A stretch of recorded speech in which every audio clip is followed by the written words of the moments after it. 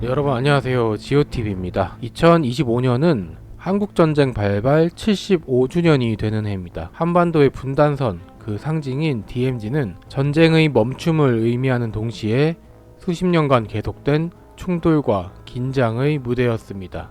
오늘은 구글어스를 통해 파주, 철원, 고성 등의 DMZ 내 주요 격전지들을 살펴보고 그 땅에 새겨진 전쟁의 상흔과 극적인 사건들을 따라가 보겠습니다. 먼저 파주로 가볼까요? 경기도 파주는 이 서부전선의 핵심 지역이죠. 한강과 임진강이 만나는 파주는 남한과 북한이 지리적으로 가장 가까운 거리에서 대치하는 구간입니다. 이 지역은 평야 지형과 강변 지형이 섞여 있어 은폐, 엄폐가 어려운 만큼 상호 간의 감시와 교전의 빈도가 높았습니다. 또한 도라전망대와 임진각, 제3땅굴 등은 남북 대치의 상징이자 관광지로도 널리 알려져 있는 지역이기도 하죠. 그러면 먼저 판문점 도끼 만행 사건을 한번 살펴볼까요? 이 사건은 1976년 8월 18일 JSA 공동경비구역에서 일어난 사소한 나무 가지치기 작업에서 시작됐습니다. 미군 장교와 한국군 병력은 북측 초소 시야를 가리는 포플러 나무 한 그루를 가지치기 하고 있었죠. 그런데 갑자기 북한군 30여 명이 몽둥이와 도끼를 들고 달려들어 미 육군 장교 2명을 무자비하게 살해합니다. 이후 미국은 작전명 폴 버니언을 즉시 발동합니다. 당시 한반도 주변은 B-52 폭격기, 항공모함, 특수부대가 배치되는 준전시 상태로 돌입했습니다. 지금은 그 흔적을 찾아보기는 어렵지만 바로 이 지역이 그 역사의 현장입니다. 여기 있는 나무들은 사건이 일어났던 그날을 기억하고 있을지도 모르겠네요. JSA에서는 또 다른 사건도 있었는데요. 바로 북한의 오창성 병사가 차를 타고 JSA를 통해 월남한 사건입니다. 2017년 11월의 어느 날 한 명의 북한군 병사가 군용 차량을 몰고 JSA 북측 초소를 돌파합니다. 뒤이어 달려온 북한군의 총격 속에서 병사는 차량에서 뛰어내려 남측으로 도주했습니다. 이 도주 장면은 CCTV 감시 카메라에 생생히 담겼는데요. 그의 몸에서는 무려 5발의 총탄이 발견됐습니다. 우리 군은 급히 헬기로 탈북 군인을 후송해서 군의관들이 수술을 통해 그의 생명을 구했습니다. 그날의 CCTV 영상은 이 DMZ의 위험과 인간적 희망을 동시에 보여준 대표 사례로 남아 있습니다. 그래서 구글어스로 보면 이 JSA의 군사정전위원회 본회의장 가장 서쪽 건물 옆 오창성이 뛰어왔던 그 잔디밭을 볼 수가 있습니다. 여기죠. 여기에 차를 세워놓고 뛰어 내려온 겁니다. 이 DMZ 내의 GP에서는 소규모 총격전이 꾸준히 발생을 해왔는데요. 특히 2020년 5월 북한군이 이 남측 GP에 총격을 가했고 우리 군도 즉각 대응 사격을 했습니다. 당시에는 북측의 우발적 사격 주장도 있었지만 GP를 향한 정밀한 사격이라는 점에서 군사적 도발로 보는 시각이 우세했습니다. 해당 GP가 어디인지는 보안 문제로 정확히 보여드릴 수는 없는데요. DMZ 내 일부 구간에서는 우리 GP와 북한군 GP가 아주 가까이 붙어있기 때문에 우리 군 장병들에게는 상당한 위협이 되는 상황입니다. 다음은 철원으로 한번 가보겠습니다. 철원은 중부전선의 핵심 요충지인데요. 강원도 북부에 위치해 있으면서 드넓은 평야와 고지대가 공존하는 지역이죠. 그래서 구글어스로 보면 해발 1000m 이상의 고지와 산재한 군부대, 민간 통제선 마을들이 거대한 체스판처럼 얽혀있는 것이 보입니다. 이 철원에는 유명한 전적지인 백마고지가 있는데요. 1952년 10월 11일간 이어진 백마고지 전투는 한국전쟁 최악의 소모전 중 하나였습니다. 백마고지는 철원의 중심 고지였고 이 고지를 차지하면 인근 지역 전체를 장악할 수 있었기 때문에 남북 모두 병력과 포탄을 쏟아부었습니다. 전투 도중 24번이나 고지의 주인이 바뀌었고 전사자는 1만 명을 넘겼습니다. 지금도 이곳은 유해 발굴 현장으로 지정돼 있으며 국방부는 매년 수색 작업을 이어가고 있습니다. 구글에스에서 보면 지금 이 백마고지 일대는 비무장지대 안에 위치해 있어 울창한 숲에 둘러싸인 채 조용히 옛 전장을 품고 있는 모습입니다.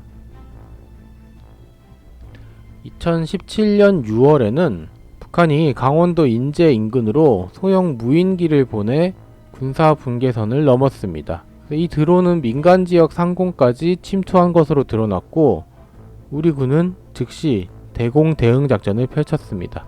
문제는 이 드론이 레이더 회피 비행을 하면서 소형 무기와 정보통신 기기를 실을 수 있었던 점입니다.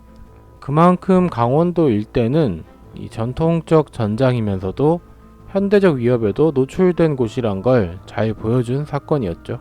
이 무인기가 민가가 있고 사람들이 다니는 쪽에 추락해서 발견되었기에 망정이지 아마 강원도의 깊은 숲속에 떨어진 무인기는 지금도 발견되지 않고 있는 것들이 남아 있을 수도 있겠다는 생각이 들더라고요.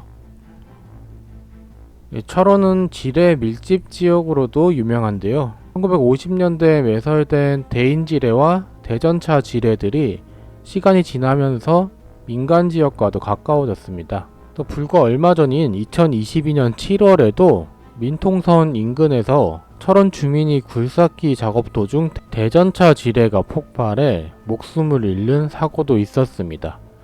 이런 이유로 철원 인근 민통선 마을 주민들은 지금도 출입 제한과 군 감시 하에 생활을 하고 있습니다. 보시면 여기가 이제 민통선으로 들어가는 통문이라고 하나요? 검문소가 있고 이 안쪽이 다 민통선 지역인데요. 민통선 안쪽으로도 이렇게 경작지와 마을들이 적지 않게 자리 잡고 있는 모습을 볼 수가 있습니다.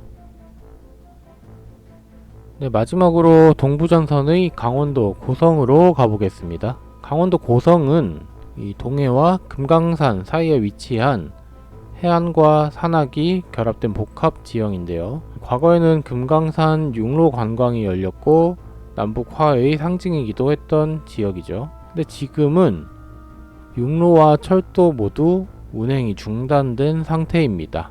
구글어스로 보면 이 남북을 잇는 도로와 철도 선로가 나란히 남북으로 연결된 모습이 보이기는 하는데요. 작년에 북한이 이 남북 간 연결 도로 및 철도를 모두 파괴하고 장벽을 쌓아 올리고 요새화해서 이제는 남북이 완전히 단절된 모습입니다.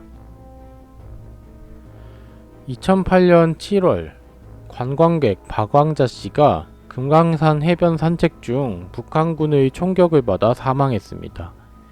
북한은 그녀가 군사구역에 침입했다고 주장했지만 남측의 공식적인 조사 허용도 거부했죠. 이 사건은 금강산 관광 중단으로 이어졌고 이후에 남북 경협은 급속도로 얼어붙었습니다. 관광 재개를 바라던 고성 주민들의 생계도 큰 타격을 입은 사건이었습니다. 바로 이 지역인데요. 여기에 금강산 가족 호텔 등 관광을 위해 우리가 지어준 시설들도 북한은 모두 파괴해버렸다고 합니다. 강원도 고성의 동해안은 바다를 통한 북한 병사의 귀순 루트로도 알려져 있는데요. 2012년 북한 병사 한 명은 목선을 타고 5시간 이상 동해를 표류해 고성 해안으로 들어와 귀순했습니다. 또 2015년에도 비슷한 방식으로 북한 병사 한 명이 해상 경계를 뚫고 귀순하며 해군의 경계 실패 논란이 일기도 했죠. 또 불과 작년까지도 북한에서 일가족 4명이 목선을 타고 내려와 속초 인근 해상에서 발견되기도 했습니다. 이 강원도 고성을 비롯해 우리 동해안에는 펜스가 둘러쳐져 있고 또 곳곳에 감시 초소가 있긴 한데요. 지역이 워낙에 광범위하다 보니까 이렇게 구멍이 뚫릴 수도 있을 것 같습니다. 그래도 귀순 목적이 아니라 강릉 무장공비 사건처럼 사회 혼란 및 테러 목적으로 군인들을 내려보낼 수도 있는 거니까요. 감시의 끈을 느슨하게 해서는 안 되겠습니다. 2018년 9월 남북은 9.19 군사 합의를 맺고 DMZ 내 감시 초소인 GP 11개를 상호 철수하기로 했습니다. 고성 구간에는 각각 1개 초소씩을 철수했는데요. 그 중에 강원도 고성의 우리나라 최동북단 GP는 그 역사적 문화적 가치를 고려해 철거하지 않고 원형을 보존하기로 했습니다. 여기 근처에 우리 측 GP가 있고 불과 580m 떨어진 곳에 북한 측 GP가 있었다고 하는데, 북한은 철거했던 GP를 모두 복구했다고 했거든요. 정확히 어딘지는 모르겠는데 여기 어디겠죠? 아무튼 이 어설픈 평화 쇼를 위해서 북한에 놀아나는 일은 다시 없어야 할 것 같습니다. 네, 오늘 살펴본 파주, 철원, 고성 지역은 지금도 분단을 상징하는 공간으로 남아 있습니다. 겉으로는 고요한 지역이지만 이 땅에는 여전히 전쟁의 기억과 긴장감이 흐르고 있습니다. DMZ는 전쟁의 흔적이자 언젠가 평화를 향한 문이 될지도 모를 장소입니다. 75년 전에 총성이 한반도를 뒤덮은 그날을 기억하며 또 자유와 평화를 지키기 위해 피 흘리며 쓰러지신 우리 국군 장병 및 유엔군 용사들을 생각하며 오늘 영상을 마무리하도록 하겠습니다. 영상이 도움이 되셨다면 구독, 좋아요 한 번씩만 부탁드려 보겠습니다. 오늘도 시청해주셔서 감사드립니다. 안녕히 계세요.